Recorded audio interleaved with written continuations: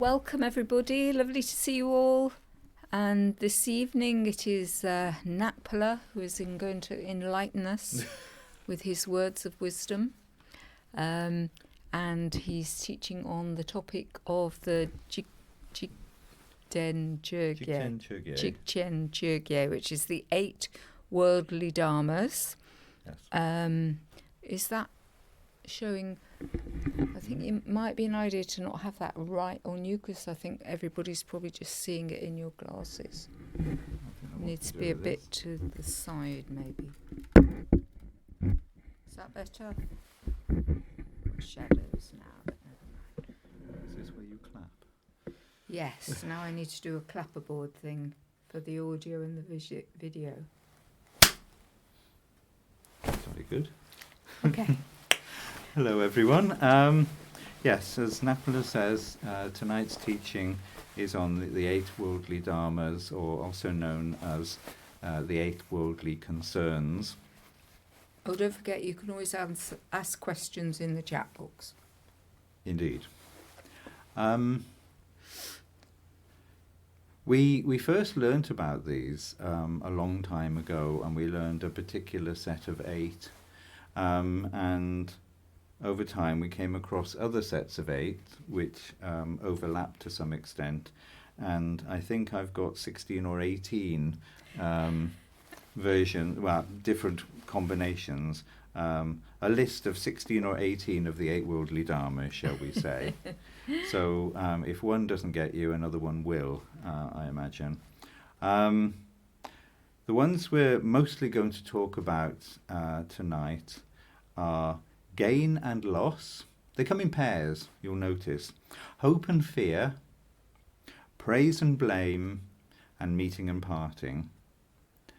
But as optional extras, you can have pleasure and pain, fame and shame, which go to some extent with praise and blame. They're just alternatives. And then I've also come across good news and bad news, which sounds like a round in a game show. In fact, it was a round in a game show. Things going well, things going badly, and having a good or bad reputation. So all of these, they're called worldly because they are basically distractions from anything that you want to achieve.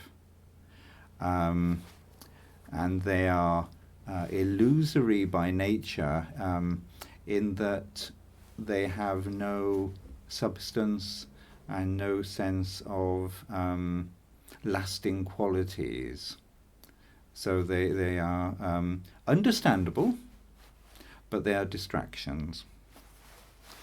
So, having said that all these things are illusory and of no importance and of no substance, I'd like to say that all of you are the most wonderful people that I've ever met, and it's really fantastic to see you all here tonight to listen to these teachings.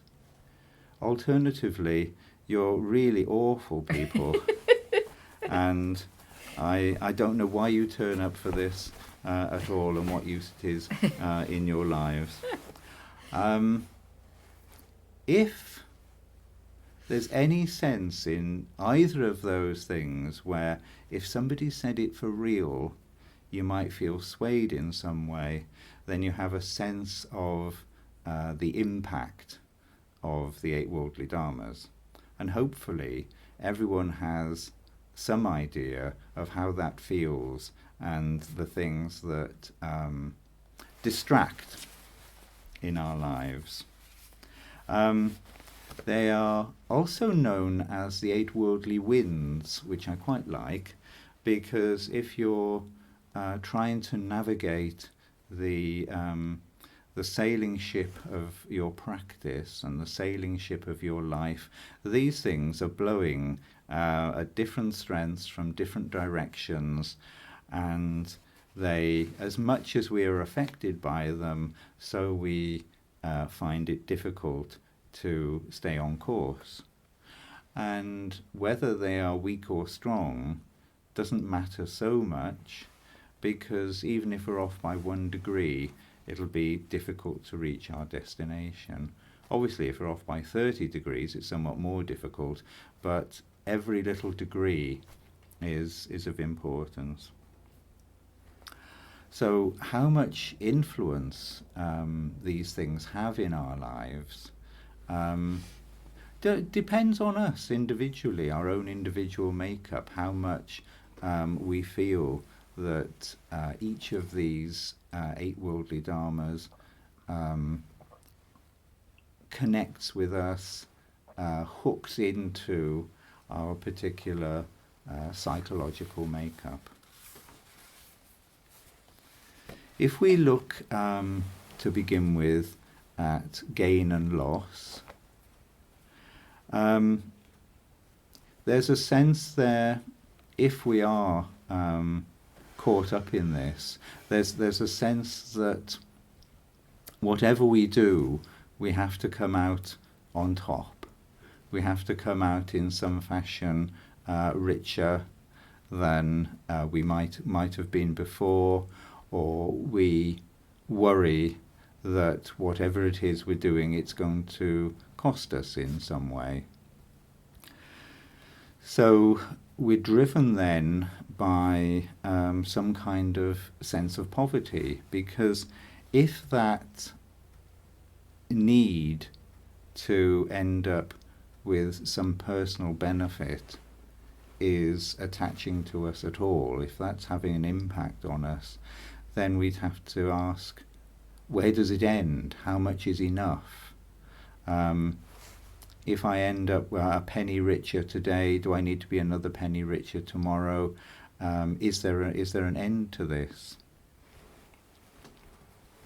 So this then gives us some kind of understanding of how much the need to gain and the need to avoid loss changes our approach to any situation. I have a really silly example, because what occurred to me is we're keeping a balance sheet of life rather than living life itself. And I sort of did that once when I was very young. I'd had this idea that I should get richer over time. And I kept a notepad where I wrote in, this is going way back, pocket money, and what I was spending it on, in the hope that over time my balances at the end of every month would be greater than the month before. This was quite time consuming.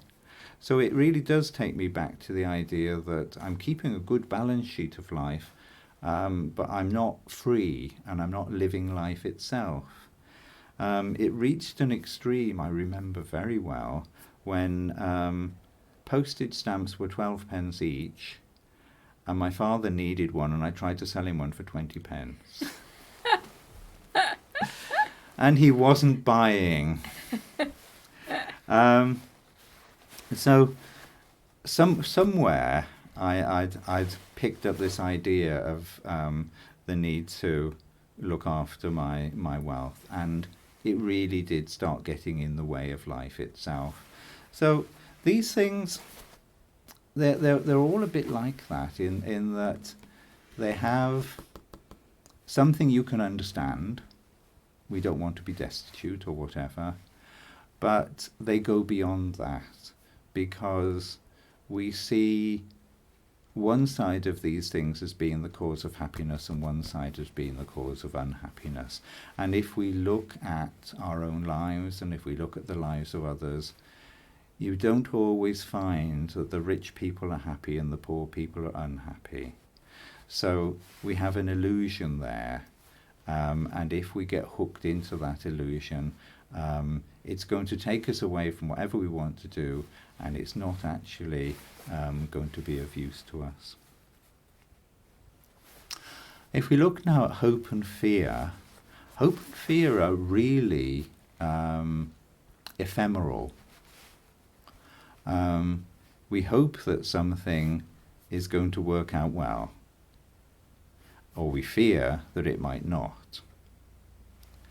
What's missing there is the sense of anything graspable, anything that we can do anything about. That the hope and fear is just a worry that's on our mind. And it's also, each one generates the other, basically. If we have any hope at all, we're also carrying with us the fear of its opposite.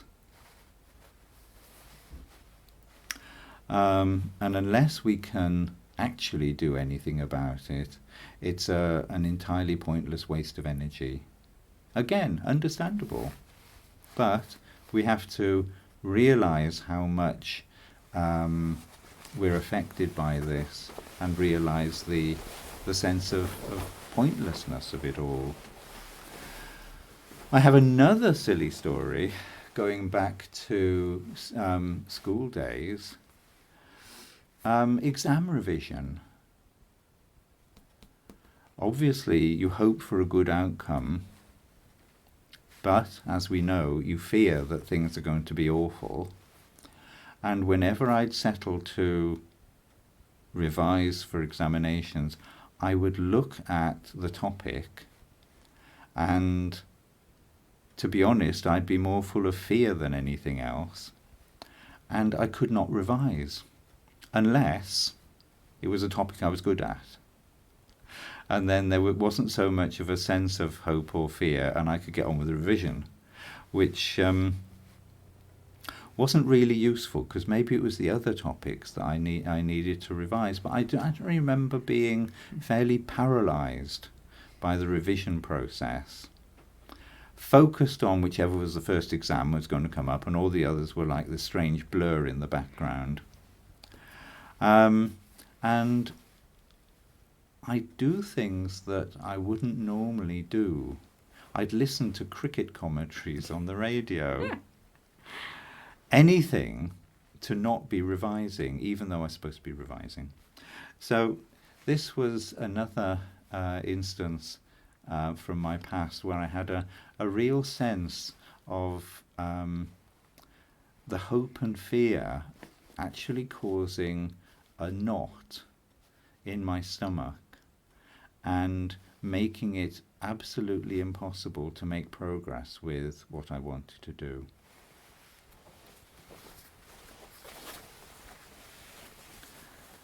The next two that we're looking at are praise and blame.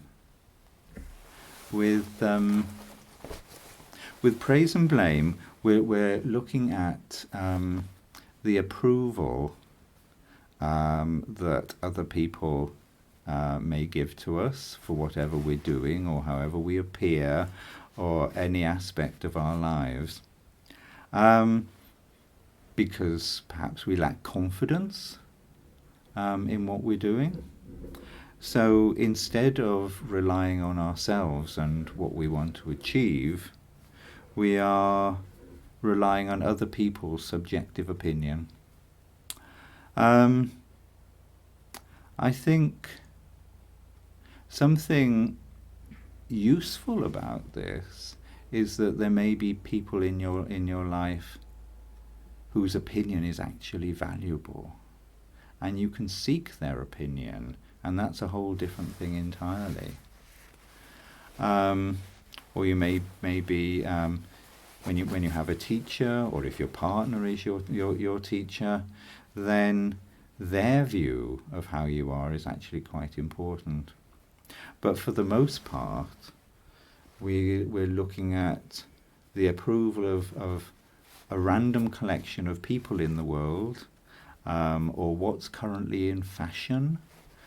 Can I wear what I want to wear, or is it so out of fashion that people are going to look at me strangely? It's that sense of praise and blame that's a major problem, because again, whatever it is we want to achieve in our lives, we are being knocked off course by our concern over what other people think of us. I have a slightly better story about this. Again, it's quite a long time ago, but I was in an evening class where the teacher in the evening class, to my mind, was humiliating one of the students, and nobody was saying anything. Really, that there was a sense that you couldn't do it. It was the teacher's position to be like that, and maybe if you stepped out of line, you'd have the same sort of treatment yourself. So this time, it really took everything I had to stand up and say, you shouldn't be doing this. So this time I actually felt that sense of risk, sense of the possibility of being shamed in some way, and went on and did it anyway. And that time it actually worked out very well for all concerned. And then our fourth pair I'm going to look at is meeting and parting. This is sort of thrown into sharp relief by the restrictions that have existed for the last couple of years, and the restrictions that are still upon us under certain circumstances, and our ability to meet with people was severely curtailed. And I remember the first time we met with Richard's Stephen family, we could actually touch them, and it was most moving, and it really brought into sharp relief how much we'd missed out, how much we'd missed seeing them. But in more normal times, meeting and parting has got more to do with having a sense of value in oneself, that somebody wanting to meet with us gives us a sense of enhanced value in some way, which means that when they want to leave, it can actually mean that we feel diminished in some way, depending on how much we rely on that interaction for our own sense of self-worth. I have an example around this that's got nothing to do with meeting people. It was meeting an ice cream today. Because there's definitely meeting and parting involved in our relationship with food. That there's a lot of could be a lot of anticipation in there. Will there be an ice cream van in the park, for example? And oh yes, there is. And so we could buy the ice cream. Having a grandchild with you that gives you an excuse. Absolutely, is good. Yes, it's very helpful if you've got a lot of things can be quite helped by having young children around. You can go and see films you otherwise wouldn't go and see, or go and visit nature parks and go on rides and all of that sort of thing, which is another interesting slant on the Eight Worldly Dharmas, that if we've got a portable 4-year-old excuse, things can happen that maybe otherwise wouldn't have happened. But when we are approaching the much anticipated meal or the much anticipated ice cream, there is this sense of, I'm really going to enjoy this. And if we don't pay attention to the ice cream, the food, the whatever, there might be a sense of shock on the last mouthful. It's gone. we've lost it. It's disappeared. We have parted from the ice cream in some fashion. So it's another example of coming from a different direction of meeting and parting that, and could apply throughout these things, the idea that whatever we're doing, we pay attention to what we're doing so that we give value to the person or the meal or whatever that we've just met. And then there isn't that sense of diminishment when that period of time comes to an end. Because we were there, because we were properly present. So if you've ever eaten something and come to the end of it and there's been that sense of shock, oh, it's gone now, then good to remember next time we go to the ice cream van or whatever, then just be with that experience the whole time. So what I thought I'd do, having gone through those quite quickly, is look at an example of being blown off course by the Eight Worldly Dharmas and by these concerns. And I thought I'd take the example of an artist, because when you're an artist in any sort of art form, whether it's the visual arts, whether it's cooking, bricklaying, singing, whatever it might be, you'll have some sort of sense of inspiration of what you want to present and how that's going to be, and there's a sense of genuine inspiration from your side of what you want to do, and there's a sense of being willing to be put out to some extent in order to achieve what you want to achieve. So you may have to revisit the painting and scrub bits out and improve them, or you may have to practice your music often in order to be able to reach the right level of quality that you want to achieve. So this is one area where the ideas of pleasure and pain come into play, that you might actually put yourself through something in order to achieve what you want. But if the Eight Worldly Dharmas come into play to some extent, then you can start to see how it might distort the work that you want to produce. If you're an author or artist who becomes concerned with, will this make money, then that immediately changes what you're going to produce.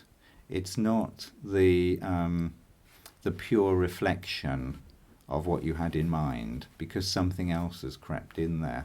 Some sense of, do I have to change this in order that it's going to be financially successful? How does it have to be? How is it going to appeal to people? Which also comes into the sense of praise and blame. How am I going to make this so that people like it? Because if it's a pure reflection of yourself, if it's the best that you can do, what other people think about it, in theory, shouldn't matter. And we shouldn't be, as artists, messing about with that. If you've got a novel to write, you don't necessarily have to turn it into a Mills and Boon romance in order to sell many, many copies, or you don't have to put a sex scene in there in order to make it appeal to a certain members of the public. You don't have to change the style of clothing that you're going to wear because they're not currently fashionable. So with our art, whatever it might be, we stay with what we want to do and how we want to do it.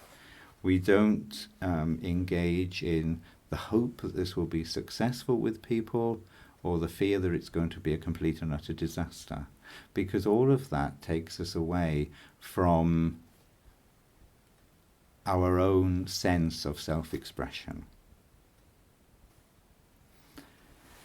So this is what starts to introduce distortion into what we are trying to do as artists, as human beings, as practitioners. And it's the difference between producing something for a purpose other than the one that first motivated us. So if we look at the Eight Worldly Dharmas in a more general sense, you can see that what we're doing is we're trying to enhance the me project yet again by looking at how we appear to be, whether we're going to make a success of things. We're taking the illusory me and we're trying to extend it in time in all of these areas, rather than just noticing something in the moment, noticing that the Eight Worldly Dharmas are distractions and letting them go. One thing that occurred to me when I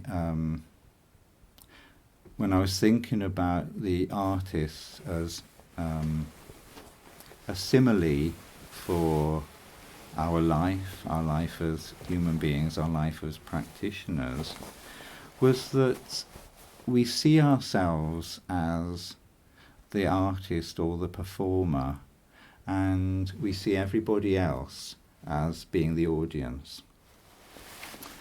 And what we have in terms of our experience of that, and our experience of the 8 or more worldly dharmas, is a felt sense of how that affects us when we're being viewed by others. So it just occurred to me that what we could do at that point is be the audience instead. And this is very much like the celebration at the end of a retreat, because we could be either over the course of an evening. Sometimes we're the performer doing our best, and sometimes we are the audience appreciating people doing their best. So if we can consider ourselves from time to time to be somebody else's audience, then we can give them as much of the 8 worldly dharmas as they'd like to have. We can give them that sense of gain, we can give them the sense of appreciation. We can make sure that they know that we like what they're doing. So we can just basically give these things away, because we know what it feels like to want those things in our lives, and so we know exactly what it is that other people may want. So if we alternate between being artist and audience, then we can be a receptive and appreciative audience for the performances that other people are always giving. So, as practitioners, we're artists. Our audience is all sentient beings. Our performance is our practice. And we aim to practice honestly and completely. We've engaged in a path of practice. We're part of a sangha, and we're part of a lineage. And within those things, we have understood various principles in terms of how we practice. So we don't practice for gain. We don't practice for praise. We don't practice so that people will always be coming to us. We practice because we're practitioners, and we keep it really simple. So if a sense creeps in of people will respect me because I practice, or people will respect me more if I tell them how much I practice, we know that we're being somewhat blown off course from the genuine approach of a practitioner. So we look at what we need as practitioners, we look at what our Sangha needs as our fellow practitioners, and we look at what the lineage needs. And if those things involve some effort, if they put us out a little, if we have to actually expend some energy in those directions, then that's what we do. And we don't worry about anything coming back to us in terms of any kind of reward. So if we can let go of the Eight Worldly Dharmas, then it releases a great deal of energy. It means that all our winds blow in one direction, shall we say, that we're not being blown from side to side. We're being blown on a steady course. And it's beneficial to us, but it's also beneficial to everyone and everything, everywhere.